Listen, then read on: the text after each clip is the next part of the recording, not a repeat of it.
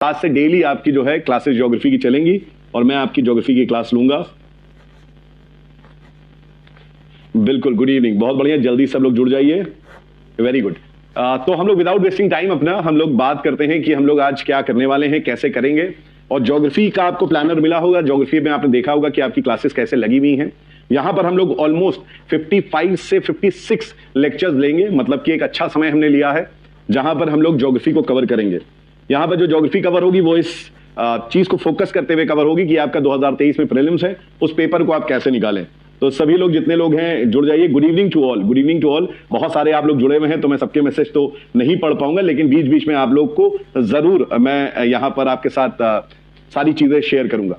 अब कुछ चीजें ऐसी हैं जो हम लोग यहां पर बात करना चाहेंगे ज्योग्राफी के बारे में कि ज्योग्राफी में हम लोग कैसे करेंगे, क्या चीजें कवर करने वाले हैं।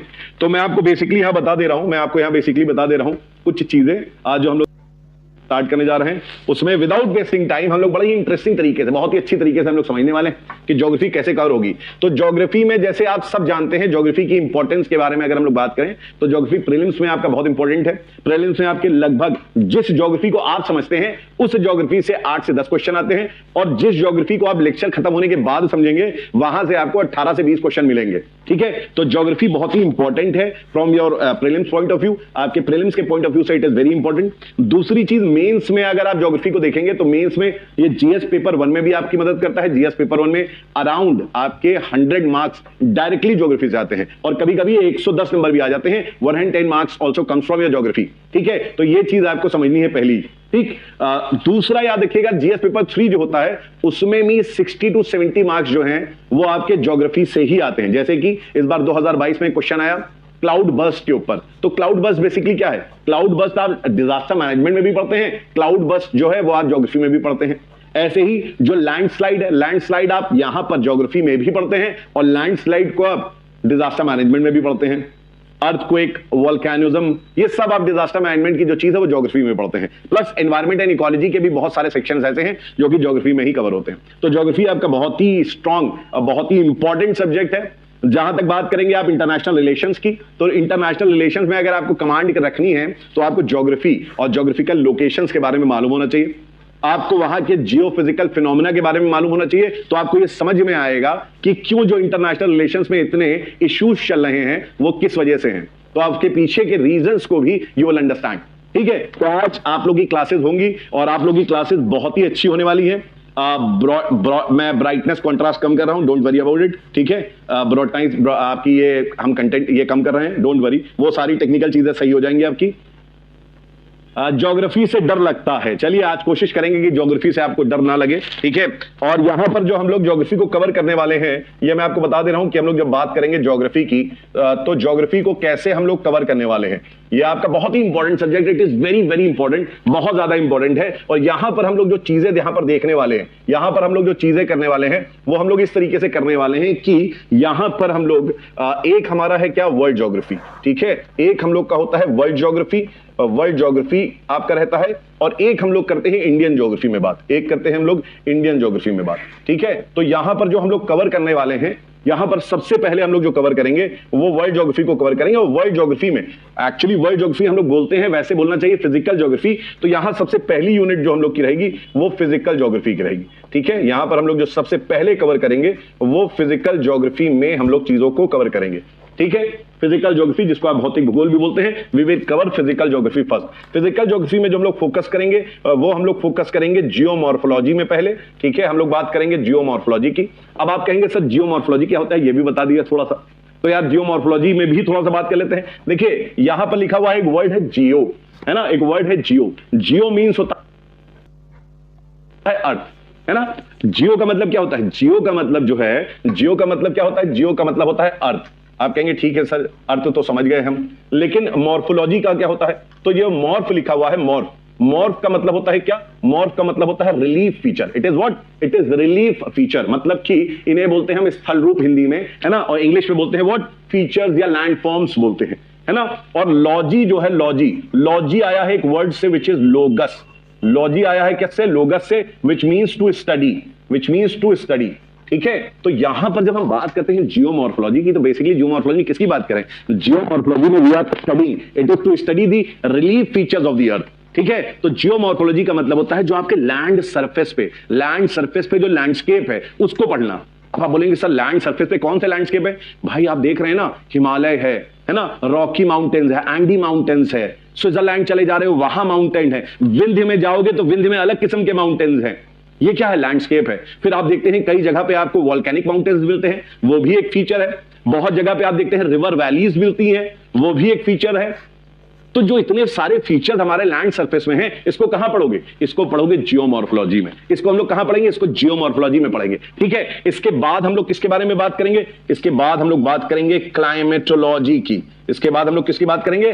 क्लाइमेटोलॉजी के बारे में बात करेंगे। क्लाइमेटोलॉजी का मतलब क्लाइमेट का स्टडी है ना। यहां पर हम लोग कवर करेंगे किसको? हम लोग यहां कवर करेंगे, यहां पर इस सेक्शन में हम लोग कवर करेंगे जो हमारे क्लाइमेट है, जो हमारा एटमॉस्फेयर है उसको। और फिर हमारा क्या है? और फिर हमारा आता है ओशनोग्राफी। फिर हमारा क्या आता है? ओशनोग्राफी आता है। ठीक है बेटा, ओशनोग्राफी। तो अब आपको ज्योग्राफी से डरने की जरूरत नहीं है। पहली चीज मैं बता दूं, ज्योग्राफी से डरने की जरूरत नहीं है। आपको बहुत आराम से इसको समझना है। बहुत ही अच्छा सब्जेक्ट है।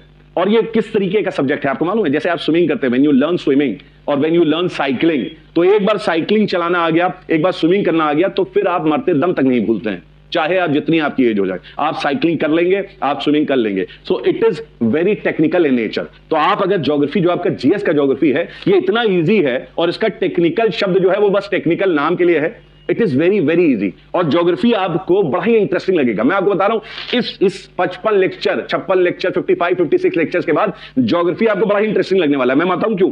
इसलिए लगने वाला हूं क्योंकि ज्योग्राफी से आपका डेली एनकाउंटर होता है।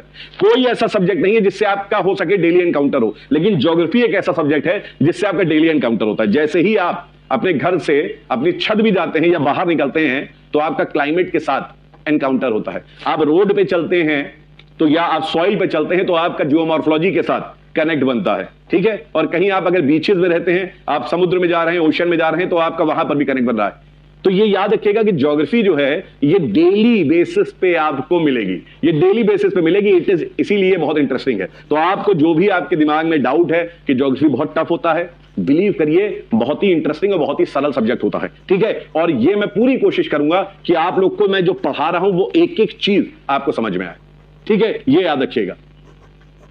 अरे ये मेंस के साथ साथ प्रीलिम्स भी होगा। यहां पर जब मैंने बोला है प्रीलिम्स का मतलब तो ये कि कोर्स आपका इतनी जल्दी कवर करा दिया जाएगा कि आपको प्रीलिम्स के साथ भी चीजें हो जाए। ठीक है, तो हम लोग अब बहुत अच्छी तरीके से लेक्चर को यहां स्टार्ट करेंगे। इंडियन ज्योग्राफी में हम लोग क्या करने वाले हैं, इंडियन ज्योग्राफी में क्या करने वाले हैं, वर्ल्ड ज्योग्राफी में क्या करने वाले हैं, वो डिटेल हम लोग बाद में डिस्कस करेंगे, है ना। आज का लेक्चर है, आज कुछ हम लोग गेन करते हैं। हमारा पहला जो यूनिट होगा वो जियोमॉर्फोलॉजी होगा। मेरा पहली यूनिट जो होगी, फर्स्ट यूनिट, वो क्या होगी? जियोमॉर्फोलॉजी होगी। And we will start with geomorphology. ठीक है, और मैंने आपको जियोमॉर्फोलॉजी बता दिया है कि जियोमॉर्फोलॉजी में हम लोग अर्थ के रिलीफ फीचर को समझते हैं। अब बात आती है कि what would be the topic which we are going to cover today. हम लोग कौन से टॉपिक को आज कवर करने वाले हैं, इसके बारे में भी आपको समझना पड़ेगा। आज जो हम लोग कवर करने वाले हैं टॉपिक, वो यूनिट हमारी हमने बता दिया जियोमॉर्फोलॉजी है। स्टार्ट हम लोग करने वाले हैं क्या? इंटीरियर स्ट्रक्चर ऑफ द अर्थ से।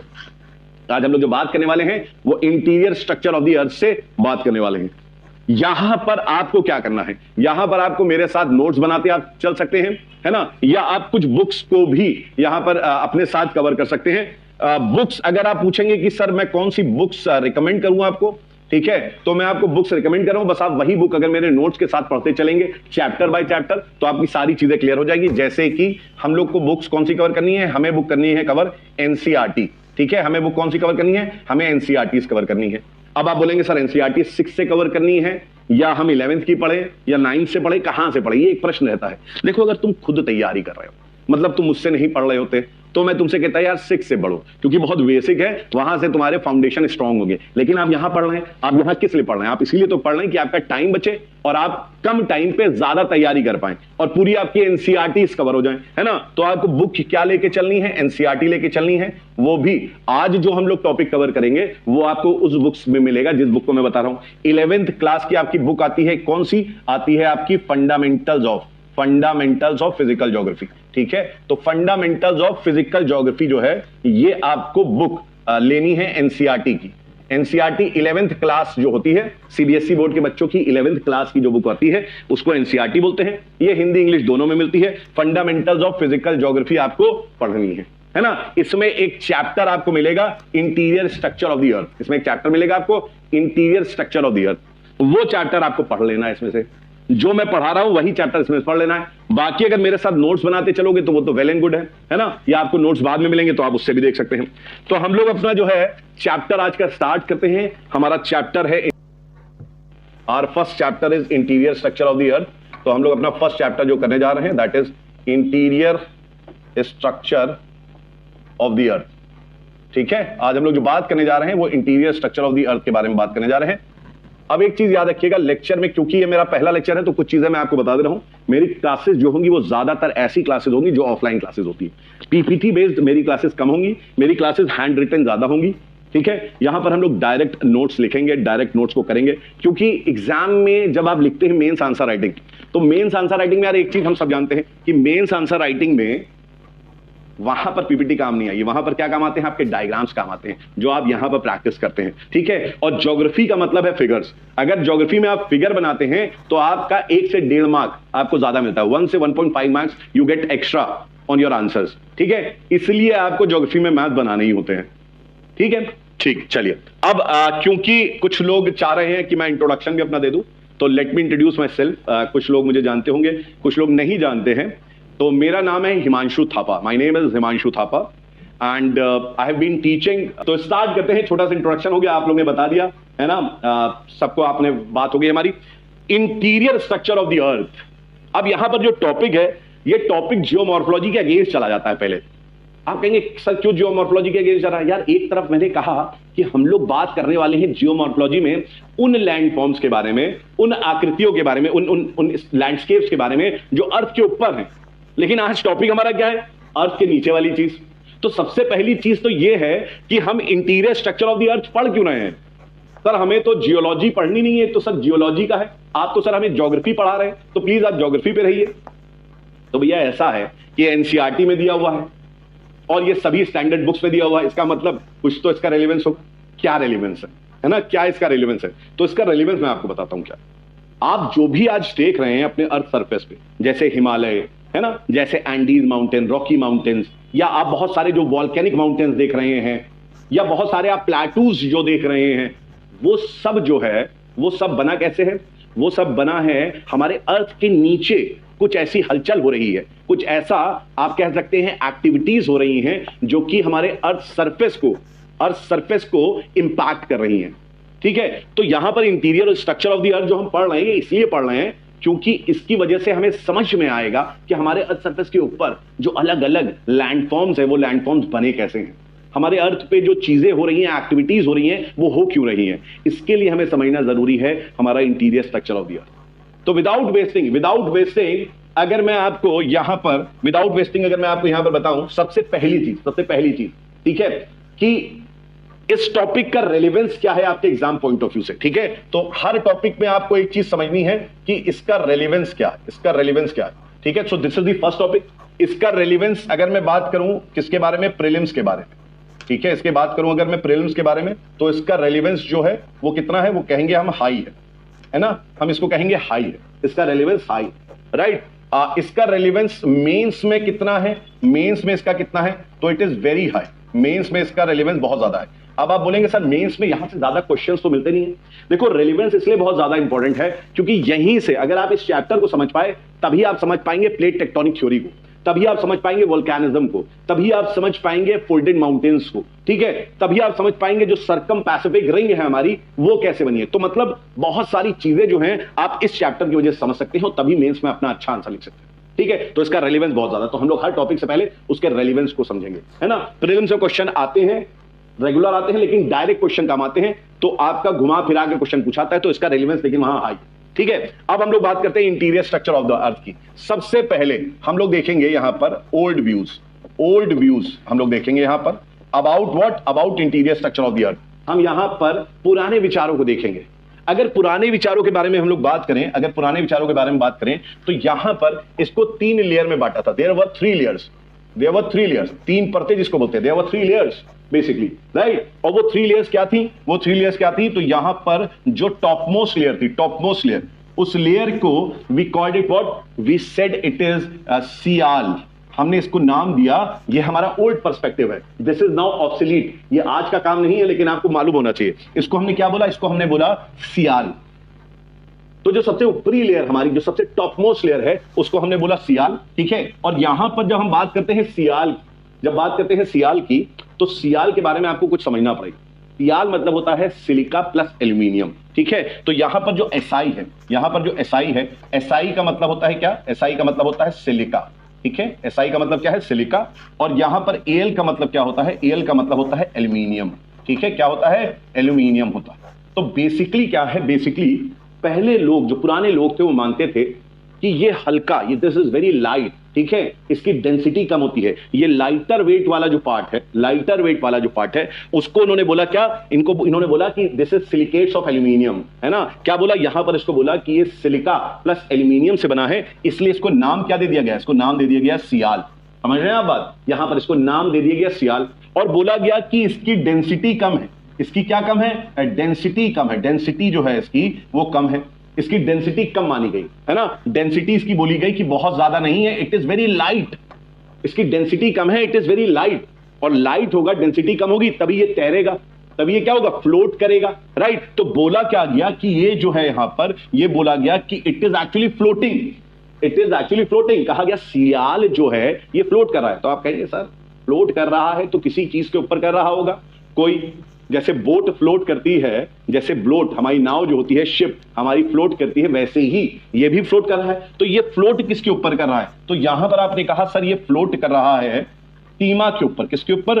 स्टीमा के ऊपर फ्लोट कर रहा है। एक और लेयर आप लेके आए, सेकेंड लेयर, आपने कहा ये सीमा है। अब आप बोलेंगे सर सीमा मतलब? देखिए सीमा का मतलब है कि सिलिका तो है ही यहां पर, लेकिन यहां पर कुछ हैवी मटेरियल है, जैसे कि मैग्नीशियम। क्या है? यहां कुछ हैवी मटेरियल है जिसको बोलते हैं मैग्नीशियम। अब बोला गया कि यहां इसकी जो डेंसिटी है, इसकी जो डेंसिटी है, ये क्या है? इसकी डेंसिटी ज्यादा है, इट इज हायर, है ना। इसकी जो डेंसिटी है वो हायर है। अब एक चीज बताओ, अच्छा आप जो है एल्यूमिनियम की शीट ले लीजिए। एल्यूमिनियम आप जानते हैं, एल्यूमिनियम की शीट ले लीजिए, पतली सी शीट होती है, एल्यूमिनियम फॉइल भी आता है इनफैक्ट। आप उसको अगर किसी नदी के ऊपर, रिवर के ऊपर, या किसी ओशन के टॉप पे रख देंगे, छोड़ देंगे, तो वो क्या सिंक कर जाएगा या वो फ्लोट करता रहेगा? तो आपका आंसर होगा सर वो फ्लोट करता रहेगा। कैसी बात आप कर रहे हैं? तो सिंपल चीज है। लेकिन वो फ्लोट क्यों कर रहा है? वो फ्लोट इसलिए कर रहा है क्योंकि उसकी डेंसिटी जो है, जिसको घनत्व हिंदी में बोलते हैं, जो उसकी डेंसिटी है दैट इज लोअर, राइट। वो क्या है? वो कम है, डेंसिटी कम है उसकी। तो डेंसिटी कम है, इसीलिए वो फ्लोट कर रहा है। किसके ऊपर? जिसकी हैवी डेंसिटी है, जिसकी हैवी डेंसिटी है। सिमिलरली जो हमारी ये लेयर है, दिस लेयर, ठीक है, जिसको हम क्या बोल रहे हैं? We are calling it as sial. तो जो हमारी सियाल लेयर है वो किसके ऊपर फ्लोट कर रही है? उन्होंने बोला, पुराने लोगों ने बोला कि वो स्टीमा के ऊपर फ्लोट कर रही है, ठीक है। तो इसको मैं नोट करके यहां लिख दे रहा हूं, व्हाट? पुराने जो व्यूज है ना, क्योंकि हम लोग पुराने व्यूज के बारे में बात कर रहे हैं, तो ओल्ड व्यू क्या कह रहा है? ओल्ड व्यू कह रहा है sial is floating over sima, sial is floating over sima. तो ये चीज हमें मालूम होनी चाहिए। क्या बोला है कि सियाल क्या कर रहा है? सियाल हमारा फ्लोट कर रहा है। एंड किसके ऊपर फ्लोट कर रहा है? ये फ्लोट कर रहा है सीमा के ऊपर, ठीक है सर। लेकिन एक और लेयर इन्होंने बताई, एक और लेयर इन्होंने बताई, ठीक है। और वो लेयर जो थी, वो लेयर थी आपकी लास्ट लेयर, इंटरनल, या आप इनर मोस्ट लेयर इसको कह सकते हैं। एंड इस इनर मोस्ट लेयर को इन्होंने बोला, इसको इन्होंने नाम दिया क्या? इसको नाम दिया इन्होंने निफे। क्या नाम दिया इसको? निफे नाम दिया। अब आप बोलेंगे सर निफे कैसे है? तो देखिए Ni से यहां पर Ni से आप समझिएगा इट इज निकेल, ठीक है। Ni से क्या है? निकेल है, निकेल, है ना। और यहां पर Fe से क्या है? Fe का मतलब होता है आयरन, ठीक है। तो इन्होंने कहा जो हमारी इनर मोस्ट लेयर है, सबसे नीची लेयर जो है, वो किससे बनी है? वो बनी है सबसे नीची लेयर निफे से। निफे याद रखिएगा, ठीक है। और ये आप देख के ही पहचान सकते हैं कि निफे जो है, निकेल आयरन, बहुत भारी होता है ना, डेंसिटी ज्यादा होती है। तो क्या हम बोल सकते हैं कि अगर मैं यहां पर डेंसिटी के बारे में बात करूं, तो डेंसिटी में ये क्या है? ये है हाईएस्ट। डेंसिटी में क्या है? ये हाईएस्ट है। तो ये याद रखिएगा कि यहां पर 3 लेयर्स बताई गई, 3 लेयर बताई गई। कौन कौन सी? First layer is your sial, है ना, which is made up of what? किससे बना हुआ है? सिलिका एंड एल्यूमिनियम से। Now second layer is your sima, that is silica and magnesium, and third layer is nife, जिसका मतलब क्या है, निकेल और आयरन। निकेल और फेरस मतलब आपका निकेल और आयरन, जो कि डेंसिटी वाइज सबसे ज्यादा है। और ये क्या बोला गया, ये आपकी है top most layer. This is what, sial is your top most layer, ठीक है। फिर आपका यहां निफे इज व्हाट, ये आपका इनर मोस्ट लेयर है। दिस इज इनर मोस्ट, जिसको हम बोलते हैं सबसे अंदर वाली, अंतरतम जिसको बोलते हैं हिंदी में। ये सबसे ऊपरी, ये सबसे अंतरतम। This is top most and this is inner most, है ना, सबसे। और बीच में क्या है, बीच में है हमारा, चलिए बताइए सीमा। ये समझ में आई बात, सबके समझ में आ रही है? Screen is not clear for everyone. Screen is not clear. I think in my here it is showing very clear. सबके क्लियर है बात? चलिए, तो अब हम लोग ने ओल्ड व्यूज तो देख लिए, ओल्ड व्यूज तो देख लिए, बट यहां पर एक नोट करके बात लिख लो, these views are now obsolete, these are now obsolete, ठीक है। मतलब कि अब भैया इनका कोई काम नहीं है, अब इनका कोई काम नहीं है, ठीक है। तो सर काम किस चीज का है वो तो बता दीजिए भाई, वही बताने आए हैं। चलो उसको देखते हैं, हम लोग मजा लेते हैं थोड़ा सा। अब यहां पर हम लोग देखने वाले हैं रीसेंट व्यूज अपने, है ना। हम लोग यहां बात करने वाले हैं किसके बारे में, रीसेंट व्यूज के बारे में। तो अब मेरे साथ आप लोग यहां पर लिख सकते हैं रीसेंट व्यूज। रीसेंट व्यूज अगर हम लोग देखेंगे तो रीसेंट व्यूज में हम पहले ओवरऑल एक स्ट्रक्चर देखते हैं, किस तरीके से डिवाइड करा है, फिर एक एक करके उनको समझने की कोशिश करते हैं। तो सबसे पहले यहां पर है ना, वी आर गोना मेक ये हमने एक अर्थ से क्या करा, जैसे अर्थ है हमारा, अर्थ से हमने क्या करा, एक पाए को निकाल लिया, है ना। एक हमारा पूरा गोल अर्थ है, इस तरीके से पूरा गोल हमारा अर्थ है ना, स्फेरिकल अर्थ, और उससे हमने एक पाए निकाल लिया है। और इससे हम लोग देख रहे हैं कि ये कितना गहरा है और उसमें कौन कौन से आपके पार्ट्स हैं। तो यहां पर मैं आपको बता दूं कि अगर ये आपका 0 किलोमीटर है, इफ दिस इज 0 किलोमीटर, तो यहां पर अर्थ का इंटीरियर स्ट्रक्चर में जब आप कोर पे जाते हो और सेंटर ऑफ द अर्थ, जो सेंटर है, सेंटर कितना है, 6371 किलोमीटर। अब कहीं कहीं पे 6370 किलोमीटर भी है, तो इतना अंदर, इतना एग्जैक्ट तो किसी को नहीं मालूम है। ये ऑन एन एवरेज 631 किलोमीटर आपका दिया हुआ है, 6371 किलोमीटर, मतलब कि 6371 किलोमीटर आपका क्या है, इसकी डेप्थ है। यहां हमें अर्थ का सेंटर मिल जाता है, ठीक है। तो अर्थ का इंटीरियर स्ट्रक्चर बहुत बड़ा है, अर्थ के इंटीरियर स्ट्रक्चर बहुत बड़ा है। अब अर्थ के इंटीरियर स्ट्रक्चर में हम लोग देखेंगे तो व्हाट वी विल हैव, तो आपको नजर आएगा यहां पर, आपको नजर आएगा कि यहां पर सबसे टॉप मोस्ट जो लेयर है, टॉप मोस्ट लेयर, ठीक है, इसको हम लोग हाईलाइट कर रहे हैं। और ये हाईलाइट करके मैं आपको बता दूं, ये जो टॉप मोस्ट लेयर है हमारी, है ना, इसको हम लोग बोलते हैं क्या, इसको हम लोग बोलते हैं क्रस्ट। इसको हम लोग क्या बोलते हैं, क्रस्ट बोलते हैं, ठीक है। ये हमारी क्रस्ट है, राइट। अब इसके बाद हम लोग यहां पर देखेंगे, इसके बाद हम लोग अगर यहां पर देखेंगे तो इसके बाद आता है क्या हमारा, इसके बाद आता है मैंटल, ठीक है। इसके बाद जो है यहां पर, ये हम लोग यहां लिख सकते हैं मैंटल, ठीक है, दिस इज मैंटल। और ये मैंटल कहां तक है, 2900 किलोमीटर तक है, 2900 किलोमीटर तक। एक एक करके सबके बारे में मैं लिखवाऊंगा आपको, डिटेल हम लोग करेंगे यहां पर, ठीक है। और इसके नीचे जो आता है that is what, that is your core. इसके नीचे जो आता है दैट इज योर कोर। तो ये बेसिक अगर आपसे कोई पूछे तो बेसिक आप कहेंगे हमारा यही 3 मेजर डिवीजन है, जिसको हम बोलते हैं क्रस्ट, मैंटल, कोर। और अगर इन 3 को आप देखेंगे तो इनका आप कह सकते हो स्ट्रक्चर है, वो किसकी तरह आपको दिखता है, एग की तरह। एग देखा है ना, एग में एक आउटर कवर होता है, उसके बाद आप देखते हैं एक लिक्विडी पार्ट होता है, और फिर उसके बाद योक होता है। ऐसे ही हमारा अर्थ है। या आप एक अनियन को देखिए, अनियन में बहुत सारी लेयर्स होती हैं और बीच में एक बल्ब होता है अनियन में, राइट। तो हमारा जो स्ट्रक्चर है अर्थ का, वो कुछ कुछ अनियन और एग की तरह है। तो स्ट्रक्चर बोल रहा हूं, शेप नहीं बोल रहा हूं। शेप अलग होता है बेटा, स्ट्रक्चर अलग होता है ना। तो मैं आकार की बात नहीं कर रहा हूं, मैं संरचना की बात कर रहा हूं, मैं स्ट्रक्चर के बारे में बात कर रहा हूं। तो यहां पर अगर हम लोग देखेंगे तो ये मेजर स्ट्रक्चर है। इसी के साथ मैं आपको एक चीज और बता दूं, यहां पर एक चीज और बता दूं कि यहां पर 700 किलोमीटर तक, मैंटल में 700 किलोमीटर तक जो आपका टॉप लेयर होता है, इसको हम बोलते हैं आउटर मैंटल, ठीक है। इसको क्या बोलते हैं, इसको बोलते हैं आउटर मैंटल, ठीक। और जो आपका ये वाला है, इसको हम बोलते हैं इनर मैंटल। इसको क्या बोलते हैं, इसको बोलते हैं इनर मैंटल, ठीक है। यहां पर कोर भी अगर हम लोग बात करें तो कोर में भी हम लोग देखेंगे कि 5150 किलोमीटर में इसको डिवाइड हमने 2 फर्दर पार्ट में कर दिया है। और वो फर्दर पार्ट हमारा क्या है, पहला है आउटर कोर, क्या, आउटर कोर। और फिर हमारा यहां पर जो है this is what, this is हमारा यहां पर इनर कोर, ये this is known as what, ये इनर कोर, ठीक है। मतलब कि आपका बाह्य, आपको मैं हिंदी में बता दे रहा हूं, बाह्य मेंटल, है ना, आंतरिक मेंटल, ये है आपका बाह्य कोर क्रोड, और ये है आपका अंतरतम क्रोड, ठीक है। तो outer mental, inner mental, outer core, inner core, इस तरीके से हमने क्या है बांट रखा है। और ये आप जो देख सकते हैं यहां पर, ये कुछ ऐसी चीजें हैं जिनको आपको थोड़ा सा याद रखना है। This is 700 kilometre, this is 2900 kilometre, this is 5150 kilometre, और यहां पर दिस इज 6371 किलोमीटर। ये जो है हमारा, आप इस तरीके से देख सकते हैं कि आज अभी प्रेजेंट सिनेरियो ऐसा ही कुछ है, ठीक है, प्रेजेंट सिनेरियो ऐसा है। और यहां पर आप एक चीज लिख सकते हैं, क्या, यहां पर जो मैंने चीज बताई नोट करके लिख सकते हैं, ये नोट करके लिख सकते हैं, the structure of earth is similar to that of an onion, ठीक है। ये एक चीज आप याद कर सकते हैं कि जो स्ट्रक्चर है, हमारी जो संरचना है पृथ्वी की, वो किसकी तरह, प्याज की तरह है ना। तो यहां पर आप लिख सकते हैं the structure of the earth is similar to that of an onion, ठीक है। ये चीज आप यहां पर लिख सकते हैं। अब आइए अपनी जर्नी स्टार्ट करते हैं क्रस्ट से, ठीक है। अब सबसे पहले हम लोग बात करते हैं किससे, क्रस्ट से बात करते हैं। आप सोच रहे होंगे सर ये सब हमको पता कैसे चला, ये कहानी बाद में आएगी हम लोग की कि पता कैसे चला। अभी हमें कहानी क्या करनी है, अभी हमें कहानी करनी है कि आपका क्रस्ट जो है उसकी क्या इंफॉर्मेशन आपके लिए इंपॉर्टेंट है। तो अपनी हेडिंग आप लोग डाल लीजिए, हेडिंग डाल लीजिए, और हेडिंग आपकी क्या होनी चाहिए, क्रस्ट होनी चाहिए, क्रस्ट, ठीक है। हम लोग बात करने जा रहे हैं अब किसके बारे में, क्रस्ट के बारे में बात करने जा रहे हैं। और क्रस्ट में आप यहां पर इस तरीके से समझ सकते हैं, यहां पर हम लोग विल ट्राई टू मेक कि कैसा है बेसिकली हमारा क्रस्ट। हम लोग थोड़ा सा अपने क्रस्ट को इलैबोरेट करके यहां पर देखना चाहेंगे, ठीक है।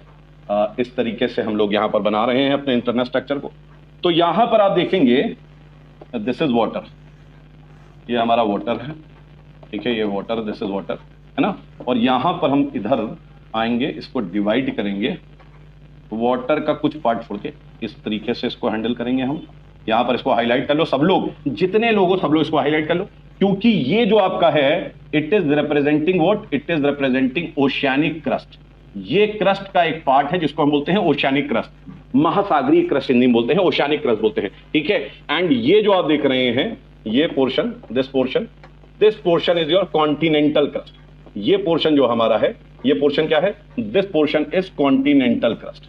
ये आपका जो है, ये कौन सा पोर्शन है, ये याद रखिएगा, this is known as continental crust. ये कहलाता है हमारा कॉन्टिनेंटल क्रस्ट कहलाता है। अब कुछ चीजें यहां पर आपको समझ लेनी है, याद कर लेनी है।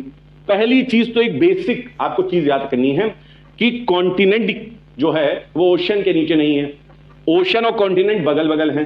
तो बहुत सारा ये डाउट होता है बच्चों का, क्या जो कॉन्टिनेंट हमारे फ्लोट कर रहे हैं वो क्या ओशन पे कर रहे हैं, नहीं, ओशन अलग है, कॉन्टिनेंट अलग है। दोनों के क्रस्ट आप देख सकते हैं एक तरीके से हमने डिवाइड करे, ठीक है। यहां पर जो आप ये लाइन देख रहे हैं, यहां पर जो आप ये लाइन देख रहे हैं, दिस, ये नीचे वाली लाइन, इसके नीचे से मैंटल चालू हो जाता है।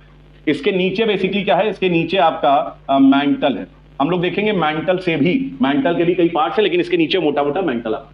और जो एक एक चीज मैं बता रहा हूं वो आपके लिए इंपॉर्टेंट होगा, बहुत इंपॉर्टेंट होगा। सबसे पहले कॉन्टिनेंटल क्रस्ट के बारे में बात करें तो कॉन्टिनेंटल क्रस्ट की जो एवरेज डेप्थ होती है, मतलब गहराई, औसतन गहराई, जिसको एवरेज डेप्थ हम बोलते हैं, it is how much, average depth जो है इट इज अप्रोक्सीमेटली 35 किलोमीटर। ये कितनी होती है, ये आपकी 35 किलोमीटर जिसकी एवरेज डेप्थ होती है, मतलब कि गहराई जिसको बोलते हैं डेप्थ, कितनी होती है कॉन्टिनेंटल क्रस्ट की। तो आप कहेंगे सर 35 किलोमीटर। अब यहां पर देखो ओशन को, ओशन देख रहे हो, ओशन में गहराई आपको बहुत ज्यादा दिख रही है, एवरेज डेप्थ बहुत कम दिख रही होगी, है ना। तो यहां पर याद रखिएगा कि इसकी जो एवरेज डेप्थ होती है, इसकी जो एवरेज डेप्थ होती है, ठीक है, वो एवरेज डेप्थ कितनी होती है, वो एवरेज डेप्थ होती है 5 किलोमीटर। अच्छा, कुछ बुक्स में इसको 30 किलोमीटर भी मिला होगा, तो वो 30 किलोमीटर भी सही है, 35 किलोमीटर भी सही है। तो एवरेज एग्जैक्ट किसी को नहीं मालूम है, इट इज बिटवीन 30 टू 35, लेकिन हम लोग 35 मान रहे हैं। और यहां पर भी जो आप एवरेज देख रहे हैं, इसकी एवरेज डेप्थ कितनी है, 5 किलोमीटर, केवल 5 किलोमीटर। कई बुक्स में आपको 5 टू 7 किलोमीटर भी दिखेगी, वो भी गलत नहीं है, क्योंकि इंटरनल स्ट्रक्चर के बारे में हम लोग को बहुत ज्यादा आइडिया नहीं है, ये भी बता दे रहा हूं, बहुत ज्यादा आइडिया नहीं है। ये सारी चीजें सेस्मोलॉजी पे डिपेंड करती हैं। मैं अभी आऊंगा उसके बाद कि कैसे हम लोग सेस्मिक वेव की स्टडी करते हैं, उस पे आएंगे, थोड़ा सब्र कर लो, ठीक है। यहां पर अब आप देखेंगे इसकी एवरेज डेप्थ कितनी है, 35 किलोमीटर। लेकिन एक चीज कॉन्टिनेंटल क्रस्ट में आप यहां डेप्थ के साथ साथ लिख लीजिएगा, क्या कि डेप्थ के साथ साथ लिख लीजिएगा at some places it can be up to 100 kilometre. कुछ स्थानों पर 100 किलोमीटर भी गहराई हो सकती है, हिंदी वाले, है ना। Some places it can be up to 100 kilometre. आप कहेंगे वेयर, लाइक योर हिमालयाज, है ना, हिमालय के नीचे क्रस्ट जो है, हिमालय के नीचे जो क्रस्ट है आपका, हिमालय के बिलो जो क्रस्ट है उसकी डेप्थ ज्यादा है, it can be up to 100 kilometre. Mount Everest के नीचे चले जाओ, it can be up to 100 kilometre. तो हिमालय में डेप्थ ज्यादा है, देख रहे हो ऐसे, ये हिमालय देख रहे हो ऐसे, हिमालय में ऐसे डेप्थ होगी, कुछ गहरी होगी ज्यादा। अब दूसरी चीज, अगर मैं बात करूं कॉन्टिनेंटल क्रस्ट की, तो कॉन्टिनेंटल क्रस्ट जो है ना, कॉन्टिनेंटल क्रस्ट जो है ये ग्रेनाइट से बना हुआ है। ये किससे बना हुआ है? ये ग्रेनाइट रॉक से बना हुआ है। अब ग्रेनाइट क्या होते हैं? ग्रेनाइट आपकी एक रॉक्स होती है ना, कई किस्म की रॉक्स होती है, तो एक रॉक होता है ग्रेनाइट रॉक, ये एक इग्नियस रॉक होता है, उसके बारे में हम लोग डिटेल में रॉक्स में पढ़ेंगे। लेकिन यहां पर आपको याद रखना है कि ग्रेनाइट रॉक जो होता है ये बहुत ही क्या होता है? सॉलिड होता है, it is very solid, it is very brittle. Brittle मतलब कि बहुत ही, जैसे बिस्किट होता है ना, बिस्कुट को तोड़ो तो कैसे कुरकुरा के टूट जाएगा, इट इज दैट। तो बहुत ब्रिटल रॉक होता है ग्रेनाइट रॉक जो होता है, it is very brittle rock. और ओशियानिक क्रस्ट जो होता है, ये ओशियानिक क्रस्ट याद रखिएगा कि ओशियानिक क्रस्ट बना होता है बेसॉल्टिक रॉक से, ठीक है। ये दोनों आपको याद रखना है कि ये किससे बने होंगे? बेसॉल्टिक रॉक से बने होंगे, है ना। जो ग्रेनाइट होता है ये एसिडिक होता है नेचर में, दीज आर एसिडिक रॉक्स। ये क्या होते हैं? ये एसिडिक रॉक्स होते हैं, ये इनमें एसिड ज्यादा होता है, ठीक है। और जो बेसॉल्टिक रॉक होते हैं ये बेसिक रॉक होते हैं, इनमें बेस ज्यादा होता है। अब आप बोलेंगे सर एसिडिक रॉक मतलब क्या होता है? देखो यार, एक कहानी पढ़ोगे तुम लोग क्या, पीएच वैल्यू की, है ना। तो पीएच वैल्यू 7 जिनका होता है उनको, उस चीज को हम बोलते हैं न्यूट्रल, है ना। और पीएच वैल्यू 7 से जो कम चीज होती है, जिसकी पीएच वैल्यू कम आती है 7 से, उसको बोलते हैं एसिडिक नेचर का, एसिड, अम्लीय, है ना। और एक होता है क्या, पीएच वैल्यू जिसकी ज्यादा आती है उसको हम बोलते हैं क्या? बेसिक नेचर में। क्या बोलते हैं? बेसिक बोलते हैं नेचर में। तो यहां पर मैंने बोला है ग्रेनाइट रॉक्स जो होंगे वो कैसे होंगे? एसिडिक है नेचर में। कैसे हैं? एसिडिक। एंड वही बेसॉल्ट रॉक कैसे है? It is basic nature. अब आपसे अगर पूछे कोई, आपका ग्रेनाइट रॉक ज्यादा डेंस होता है, भारी होता है, या बेसॉल्टिक आपका ज्यादा डेंस या भारी होता है, तो आप सिंपल सा लिखिएगा कि बेसॉल्टिक रॉक जो होते हैं, these are denser and heavier. ये बात बहुत इंपॉर्टेंट है, इसको याद रखो। ये दो शब्द बहुत इंपॉर्टेंट है प्लेट टेक्टोनिक के लिए। प्लेट टेक्टोनिक जब पढ़ोगे तो यही शब्द बार बार आएंगे। Basaltic rocks are denser and heavier. Ocean crust किससे बना है? बसॉल्ट से बना है। बेसॉल्ट रॉक से किससे बना है? बेसॉल्ट रॉक से बना है। डेंसर और हेवियर होता है, ठीक है। ये कैसे होते हैं? तो these are lighter, these are lighter, है ना, एंड लेस डेंसर, है ना। These are lighter and less denser, ये हल्के होते हैं। दूसरी चीज आपको क्या है यहां पर याद, दूसरी चीज आपको याद रखनी है कि यहां पर जो हमारा कॉन्टिनेंट है, कॉन्टिनेंट, इसका जो ऊपर वाला पार्ट है, यहां तो आपको क्या मिल रहा है? ग्रेनाइट मिल रहा है। यहां आपको कौन सी रॉक्स मिली है? ग्रेनाइट। इसके नीचे वाले पार्ट में, इसका जो नीचे वाला पार्ट है, ये वाला, ठीक है, कॉन्टिनेंटल क्रस्ट का, कॉन्टिनेंटल क्रस्ट का सबसे नीचे वाला पार्ट, मतलब मैंटल से जो टच कर रहा है, यहां पर आपको दूसरे रॉक्स मिल जाते हैं। यहां पर आपको एक रॉक होता है गैब्रो रॉक, ठीक है, गैब्रो रॉक, ठीक है। यहां याद रखिएगा एक रॉक्स मिल जाता है आपको गैब्रो रॉक, गैब्रो, ये गैब्रो रॉक्स आपको यहां मिल जाते हैं, ठीक है। तो यहां पर कॉन्टिनेंट में आपको याद रखना है, कॉन्टिनेंट में नीचे वाला पोर्शन जो मैंटल से टच हो रहा है, यहां देख रहे हो, जो मैंटल से टच हो रहा है उसको हम गैब्रो बोलते हैं। यही गैब्रो रॉक आपको यहां पर मेंटल के पास भी इधर मिलता है ना, जो आपका ओशियानिक क्रस्ट है। तो ये आपका लोअर में है। लेकिन मेजॉरिटी आप अगर पूछा जाए, कोई आपसे पूछेगा कि कॉन्टिनेंट किससे बने होते हैं, तो आप चुपचाप बोलोगे ग्रेनाइट रॉक से। किससे बोलोगे? ग्रेनाइट रॉक से। अच्छा, एक चीज और समझ लीजिएगा आप, क्योंकि आपको जो है यूपीएससी क्रैक करना है, इसलिए समझ लो, जो इसके टॉप मोस्ट लेयर होते हैं ना, जो कॉन्टिनेंट के टॉप मोस्ट लेयर होते हैं, वहां पर कहीं कहीं पे एट सम प्लेसेस, लिख लेना ये, ठीक है, एट सम प्लेसेस, सबसे टॉप मोस्ट लेयर जो होती है एट सम प्लेसेस, कौन सी होती है? तो ये लिखना एंडीसाइटिक होती है। This is andesite rocks. यहां पर एक और किस्म के रॉक्स आपको मिलते हैं, एंडीसाइट रॉक्स, ठीक है। ये आप याद रखिएगा, कुछ जगहों पे, हर जगह पे नहीं, लेकिन कुछ जगह पे आपको टॉप में एंडीसाइट मिलता है। तो कॉन्टिनेंट थोड़ा सा ना समझना पड़ेगा कैसे। यहां पर मेजॉरिटी आपको क्या मिला है? ग्रेनाइट। मेजॉरिटी क्या मिला है? ग्रेनाइट मिला है। लेकिन सर आपने एक और चीज बताई कि ये जो नीचे मेंटल के पास है सर, वहां पर गैब्रो मिल रहा है। क्या मिल रहा है? गैब्रो, ठीक है। और ये जो गैब्रो है ना, ये कैसा होता है? ये जो गैब्रो है, ये याद रखिएगा, बेसिक होता है नेचर में, एसिडिक नहीं होता है नेचर में, ठीक है। और यहां पर सर कहीं कहीं पे सर एंडीसाइटिक रॉक भी आपको मिल जाते हैं, जिनको एंडीसाइट रॉक हम बोलते हैं, ठीक है। तो कुछ जगह है सर जहां पर एंडीसाइट भी मिल जाता है। लेकिन सर यहां पर अगर बात करें ना, ओशन के फ्लोर के बारे में बात करें, जो हमारा ओशन का क्रस्ट है या ओशन का जो फ्लोर है, सर यहां पर बेसोल्टिक रॉक ही मिलती है और कोई रॉक नहीं होती है। यहां पर आपको क्या मिलता है, यहां पर सर आपको बेसोल्टिक रॉक ही मिल रही है और कोई चट्टान नहीं मिल रही है। तो ये चीज आपको सर समझ लेनी है।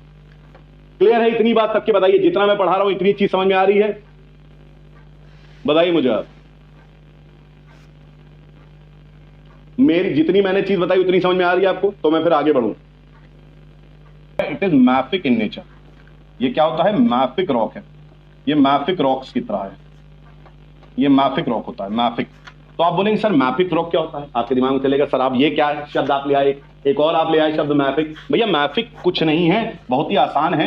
मैफिक में आपका एमए जो होता है ना, एमए का मतलब होता है मैग्नीशियम। क्या होता है? मैग्नीशियम। तो एमए का मतलब होता है मैग्नीशियम। मैफिक में है ना, हिंदी वाले भी इसको मैफिक ही लिखे, मैग्नीशियम होता है। और सर FeT से जो है ये है आयरन के लिए। ये किसके लिए है सर? आयरन के लिए है।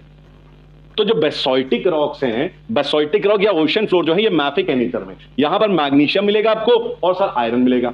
अब जब सर आप कॉन्टिनेंटल क्रस्ट के बारे में बात करेंगे ना, या ग्रेनाइट के बारे में बात करेंगे, कॉन्टिनेंटल क्रस्ट या ग्रेनाइट के बारे में बात करेंगे, तो सर ये जो है ना, ये फेल्सिक रॉक होता है। कौन सा रॉक होता है? फेल्सिक रॉक होता है। तो आप कहेंगे सर आप ये फेल्सिक क्या शब्द है? भाई एक हमने मैफिक तो समझ लिया ना, अगर मैफिक आपने समझ लिया है तो आपको फेल्सिक भी समझ में आ जाएगा। फेल्सिक जो है ये एक शब्द है फेल्ड स्पार। फेल्ड स्पार से, FeL से आ रहा है, फेल्ड स्पार से आता है फेल, और सिक जो है ये आता है सिलिका से। ये किससे आता है? सिलिका से आता है। ठीक है, तो ये याद रखिएगा फेल्सिक रॉक है जहां पर फेल्डस्पार और सिलिका जैसे आपको मिनरल्स मिलते हैं, है ना। और ये क्या है? मैफिक रॉक है। मैफिक रॉक जहां पर आपको मैग्नीशियम और आयरन जैसे आपको मिनरल्स मिल रहे हैं। मिनरल्स मतलब खनिज हिंदी में, राइट। तो ये याद रखिएगा। आपको एक और चीज याद रखनी है कि कॉन्टिनेंटल क्रस्ट अगर सर बात होगी तो कॉन्टिनेंटल क्रस्ट हमारी सर कैसे होगी? सर हमारी कॉन्टिनेंटल क्रस्ट ना फेल्सिक होगी, फेल्सिक। और फेल्सिक का मतलब होता है सर फेल्डस्पार, है ना। फेल्डस्पार सिलिका ये मिलेगा सर आप। ठीक है, ये चीज आपको बतानी है यहां पर। अब हम लोग कुछ चीजें और यहां पर देख लेते हैं। आई होप आपने ये चीज देख ली है, आई होप आपने कर लिया है क्लियर, आपकी क्लियर हो गई। ठीक है, अब हम लोग आगे बढ़ते हैं और यहां पर आगे बढ़ के हम लोग आउट क्रस्ट, ठीक है, आई होप आपको सबको समझ में आ रहा है। तो हम लोग इंपॉर्टेंट फैक्ट्स के बारे में देख लेते हैं। When we talk about earth's volume, है ना, जब हम बात करते हैं अर्थ्स वॉल्यूम का, अगर हम बात करते हैं किसकी? आयतन की, पृथ्वी के अर्थ्स वॉल्यूम के बारे में बात करते हैं, तो यहां पर इसका कॉन्ट्रीब्यूशन होता है 0.5% से लेके 1%। वॉल्यूम में इसका कंट्रीब्यूशन केवल केवल कितना होता है? 0.5 से लेके 1%। 0.5 से लेके कितना है? 1% इसका कंट्रीब्यूशन है। ठीक है, और अगर मैं बात करूं कि किसकी? अर्थ के मास की, अगर मैं इसके मास की बात करूं जिसको बोलते हैं हम द्रव्यमान, ठीक है, पृथ्वी के द्रव्यमान, वेट, मास, है ना, तो इट इज लेस देन 1%। तो आयतन के बारे में बात करें, वॉल्यूम के बारे में बात करें, है ना, तो वॉल्यूम में इसका कंट्रीब्यूशन कितना है? केवल और केवल 0.5 से लेके 1%, है ना, पूरे अर्थ में, राइट। और अगर मैं इसके मास की बात करूं तो ये क्या है? 1% से कम है। ये क्या है? 1% से कम है। अगर मैं बात करूं इसके एवरेज डेंसिटी की, second point, this is first, second point, average density की अगर बात करें हम लोग, अगर मैं बात करूं क्रस्ट की average density of the crust, ठीक है, तो it is how much? It is 2.7 ग्राम पर सेंटीमीटर क्यूब। केवल 2.7 ग्राम है इसकी डेंसिटी।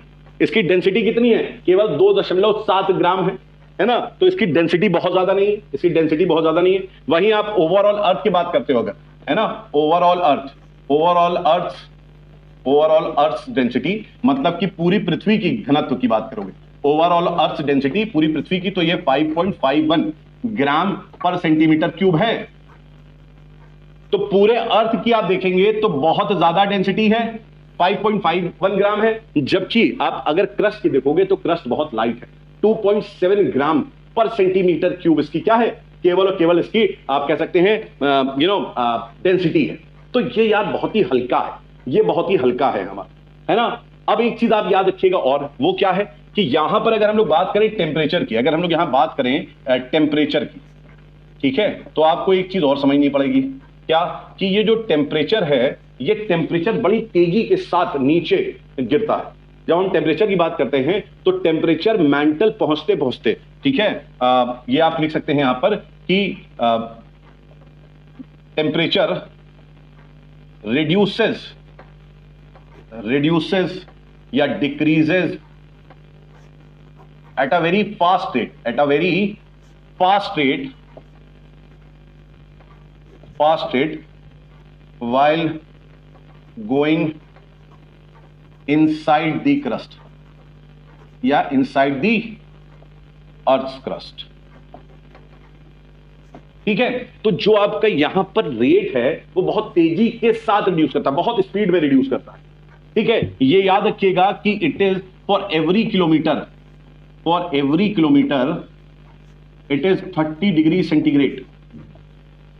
मतलब कि हर 1 किलोमीटर आप नीचे जा रहे हैं क्रस्ट में और 30 डिग्री सेंटीग्रेड बढ़ जाता है। ठीक है, temperature increases, I am sorry इसको सही कर लेना, डिक्रीजेज लिखा है, डेप्थ डिक्रीजेज टेम्परेचर इंक्रीजेज, है ना, इसको सॉरी इसको सही कर लेना, temperature increases at a very fast rate. आप जैसे जैसे नीचे जाते हैं, है ना, द मोमेंट डेप्थ डिक्रीजेज, जो डेप्थ है आपका, डेप्थ जो डिक्रीज कर रहा है, जैसे से डेप्थ डिक्रीज कर रहा है पर किलोमीटर 30 डिग्री सेंटीग्रेड इंक्रीज कर रहा है। तो यहां पर इनफैक्ट मैंटल जब आप पहुंचते हैं ना, मैंटल, तो मैंटल के पास पहुंचते पहुंचते 200 से लेके 400 डिग्री सेंटीग्रेड टेम्परेचर हो जाता है। ये जो हमने देखा यहां पर, एट दिस डेप्थ, ये जो आप डेप्थ देख रहे हैं ना, ये डेप्थ, तो अलग अलग जगह पे अलग अलग डेप्थ है। तो यहां पर टेम्परेचर 200 डिग्री सेंटीग्रेड से लेके temperature can be up to 400 degree centigrade. मतलब कि जो क्रस्ट का नीचे वाला पार्ट है, जो क्रस्ट का आपका नीचे वाला पार्ट है, वहां पे टेम्परेचर क्या होता है, टेम्परेचर बहुत ज्यादा हो जाता है। क्यों हो जाता है वो हम लोग देखेंगे, है ना, टेम्परेचर क्यों ज्यादा होता है, दैट विल अंडरस्टैंड कि क्यों ऐसा होता है। हम लोग को उसको समझ में आने के लिए थोड़ा सा आपको टाइम लगेगा। अब यहां पर क्योंकि हम लोग क्रस्ट के बारे में बात करें ना, यहां पर हम लोग किसके बारे में बात करें, हम लोग यहां पर क्रस्ट के बारे में बात करें। तो क्रस्ट के में एक चीज याद रखिएगा कि आपको ये भी यहीं पर कर लेते हैं हम लोग कि सबसे ज्यादा मिनरल्स जो हैं वो कहां मिलते हैं। ठीक है, यहां पर हम देख लेते हैं अबंडेंट मिनरल्स, अबंडेंट या ऐसे लिख लो मोस्ट अबंडेंट मिनरल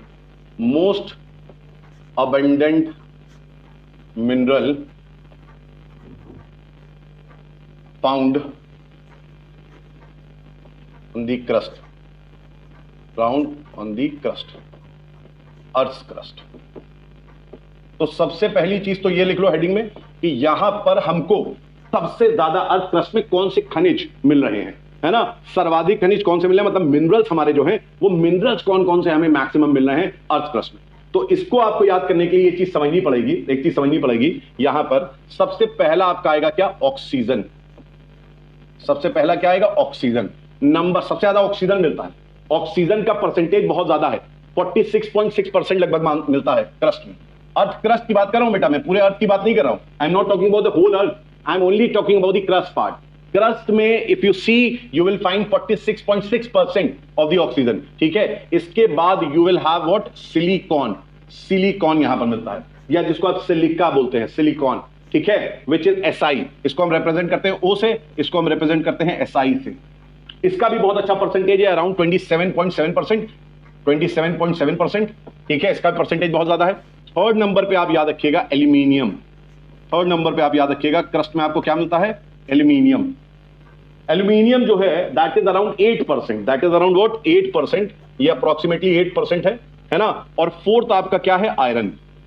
आयरन हमारे क्रस्ट में अगर हम लोग देखें फोर्थ, तो फोर्थ आपको मिलेगा आयरन। ठीक है, तो फोर्थ याद रखिएगा, what is there, fourth is iron, ये हमारा फोर्थ है। तो ये जो चार है ना, ये चार तो आपको याद होने ही चाहिए, ये चार याद होनी चाहिए। इसके बाद एक फिफ्थ याद कर लेना, इतना बहुत है, कैल्शियम, है ना। मैं लिखवा तो आपको दे रहा हूं, 8 हमारे मिलते हैं, 8, मैं आपको 8 के 8 लिखवा दे रहा हूं। ठीक है, बाकी तुम फिर बाद में ना बोलो कि सर आपने लिखवाई नहीं 8, तो 8 जो मोस्ट अबंडेंट है वो लिखवा दे रहा हूं। कैल्शियम के बाद आता है क्या, आपका सोडियम आता है। कैल्शियम के बाद आप लिखेंगे सोडियम अपना। ठीक है, उसके बाद लिखेंगे आप potassium and magnesium, 8th number पे मैग्नीशियम। ठीक है, ये आपको याद रखना है। अब यहां पर आपका जो आयरन है, आयरन का बहुत ज्यादा नहीं होता है, 5% होता है ना। इसका अप्रोक्सीमेटली 3% होता है, 3.6%। ठीक है, ये 3.6% होता है, बाकी बहुत ही कम मात्रा में होते हैं, बाकी बहुत ही लेस होते हैं। तो अब इसको अगर याद करना हो तो कैसे हम याद करें, है ना। तो आपको बेसिकली यहां पर कितना याद करना है, आपको बेसिकली यहां पर 5 केवल याद करने हैं, 5 ही आपके पेपर में आएंगे। तो 5 को याद करने की एक छोटी सी ट्रिक यहां पर लिख लो, है ना। इसको याद रखना कि क्रस्ट में जो है, क्रस्ट में आपका क्या है, ओसाल का आप याद रखना। क्रस्ट में आपको क्या याद रखना है, क्रस्ट में आपको लिखना है ओसाइक। ठीक है, ओसाइक जो है, ओसाइक आपका कहां पर है, ओसाइक आपका क्रस्ट में है। तो यहां पर सी से आखिरी आता है क्रस्ट। ठीक है। तो याद रखना क्रस्ट वाली जो आपकी है वो है ओसाइट, ओ से ऑक्सीजन, सिलिका, ठीक है, सिलिकॉन, एल्यूमिनियम, आयरन और सी से आपका कैल्शियम, है ना। तो ये सी से कैल्शियम, सी से क्रस्ट, ओसाइट, ओसाइट याद रखना है ना। या ऐसे भी याद कर सकते हो ओ साई सी, साईं बाबा है ना, ओ साई सी, है ना। देखिए ओ साई सी कि कितने सारे हमारे यहाँ पर मिनरल्स हैं, ठीक है। तो यहां पर अब इसके बाद हम लोग लिखेंगे दूसरा कॉलम में कि मोस्ट अबंडेंट